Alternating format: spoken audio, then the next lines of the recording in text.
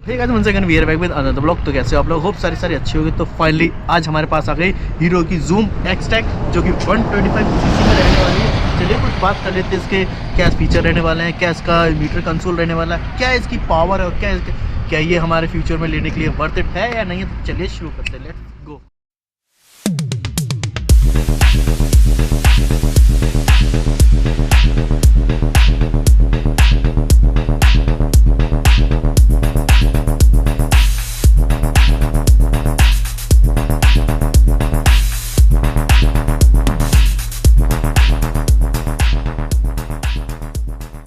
जैसे अगर मैं 360 लुक तो देख लिया, आपको पता चल गया कैसे क्या रहने वाला। अब बात करते हैं, सबसे पहले स्टार्ट आते हैं इसके स्पीडोमीटर कंसोल में क्या फीचर रहने वाला है स्पीडोमीटर कंसोल में। तो चलिए पहले हम करते हैं इसका इग्निशन ऑन। इग्निशन में कुछ ऐसा इसका स्टार्टअप आता है, जैसे आपको लेफ्ट हैंड साइड में आपको फ्यूल का इंडिकेशन है और नीचे आपको टाइमिंग दी गई।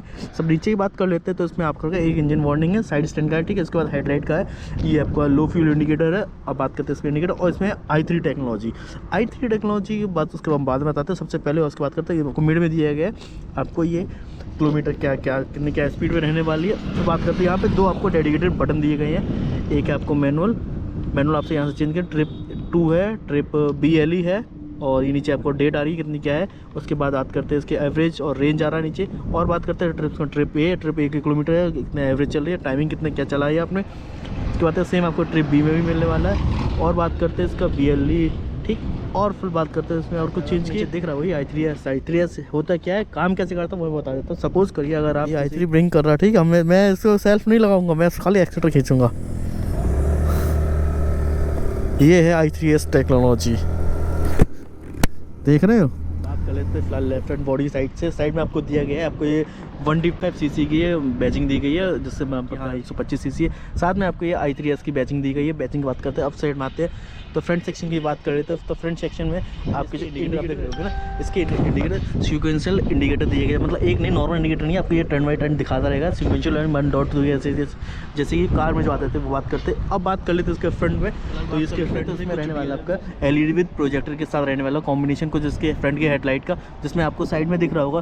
तो ये आपको साइड में आपकी LED है, मिड में आपको 2 प्रोजेक्टर दिए गए, जिससे आपको मिड का जो विजिबिलिटी वो काफ़ी अच्छी रहे। एक बार आपको दिखा देता है प्रोजेक्टर के थ्रू कैसे क्या रहने वाला है। ये आपका अगर पास देते हैं तो पूरा ऐसा कुछ दिखने वाला है ओवरऑल। चलिए बात कर लेते हैं इसके फ्रंट है। तो बात करते हैं फ्रंट साइड में आते हैं। तो फ्रंट में आपको जो नॉर्मल आपको शॉकर दिख रहे होंगे, ठीक है, टेलीस्कोपिक शॉकर का सस्पेंशन। तो इसमें ब्रेकर सिंगल कैलिपर पिस्टन दिए गए। अगर इसकी डिस्क साइज़ की बात कर लेते हैं, इसमें 230 mm का डिस्क दी गई है। और इसके टायर साइज़ की बात करते हैं तो इसका जो MRF का टायर दिया गया है, जो कि बात कर लेते हैं फ्रंट में आपको दिया गया है।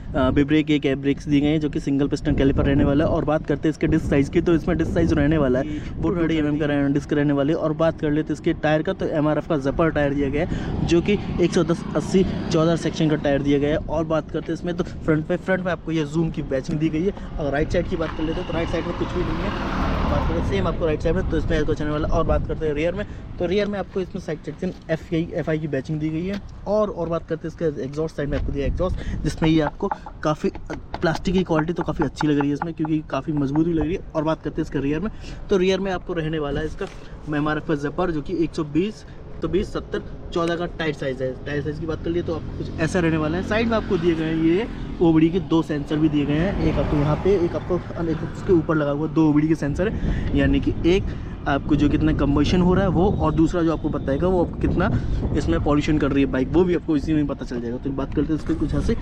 फिर बात करते हैं इसके रियर में इसकी हेडलाइट सेटअप करती है। हेडलाइट कुछ ऐसी इसकी रहने वाली है, सॉरी इसकी डिज़ाइन कुछ ऐसी है। मिड में आपको दिया गया ये एक नॉर्मल सा लोगो। और फिर अगर बीच में बात करते हैं तो इसमें दिए गए आपको 5 लीटर की फ्यूल टैंक कैपेसिटी मिलने वाली। और बात करते हैं रियर में, तो सेम आपको रियर में भी इंडिकेटर कुछ ऐसे रहने वाले हैं, सीक्वेंशियल इंडिकेटर दोनों ऐसे कुछ चल रहे। और बाद में ट्रांसमिशन या CVT कितना क्या देने वाले हैं उसकी बात पुश करके, और आपको राइट साइड करना टिल, तो फुल टाइम खोला, आपके यहाँ से कुछ एक पॉप का नोटिफिकेशन आया, एक बीप की साउंड आई, उसके बाद आपका ये जो रियर में आपका फ्यूल टैंक वो खुल गया कुछ ऐसे, ठीक है। आपको जूम का बैचिंग दी है जो कि एक्सट्रैक्ट की है स्टिकरिंग के साथ। जूम का जो बैचिंग है वो 3D है, और एक्सट्रैक्ट के नॉर्मल आपकी ग्राफिक्स। अब बात करते हैं उसके फ्रंट में, साइड में आपको यहाँ पर डैशबोर्ड में देख रहे हो आपको एक चार्जिंग का भी लोगो दिया है, जिसमें आपको यहाँ से साइड में आपको ये चार्जिंग के लिए एक आपको पॉप दिया गया है। देखिए एक केबल है, इसमें खोला हुआ है, ठीक। इसमें कुछ ऐसा लगता है चार्जिंग के लिए, इसको बंद कर दो तो बंद हो जाएगा, ठीक, नॉर्मली।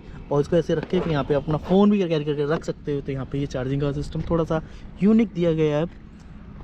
और थोड़ा सा हट के कुछ कॉन्सेप्ट दिया गया है। रियर साइड में तो लेफ्ट हैंड साइड में आपको उसको मिलने वाला है मोनोशॉक मिला, जो कि एडजस्टेबल है, आप अपने कंफर्ट के हिसाब से उसका एडजस्ट करा सकते हैं। और बात करते हैं इसके स्कूटर का जो वेट रहने वाला है वो 121 kg का इसका रहने वाला है। क्यों? क्योंकि इसमें एक है डिस्क वेरिएंट। और इसकी प्राइसिंग की बात करते हैं तो ये आपको स्टार्ट हो जाता है 84 से लेके 92,000 कुछ तक, क्योंकि ये डिपेंड करता है आपके वेरिएंट से भी, कैसा कि आपको कौन सा वेरिएंट आपको जो रहने वाला है वो।